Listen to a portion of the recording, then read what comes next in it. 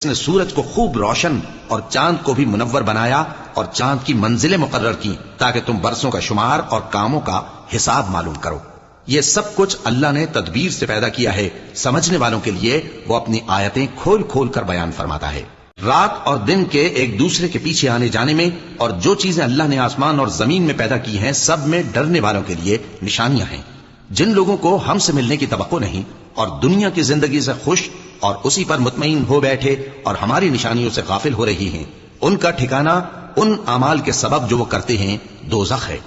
اور جو لوگ ایمان لائے اور نیک کام کرتے رہے ان کو ان کا پروردگار ان کے ایمان کی وجہ سے جنتوں میں پہنچا دے گا، ان کے نیچے نعمت کے باغوں میں نہریں بہ رہی ہوں گی۔ جب وہ ان میں ان کی نعمتوں کو دیکھیں گے تو بے ساختہ کہیں گے سبحان اللہ، اور آپس میں ان کی دعا سلام علیکم ہوگی، اور ان کا آخری قول یہ ہوگا کہ اللہ رب العالمین کی حمد اور اس کا شکر ہے۔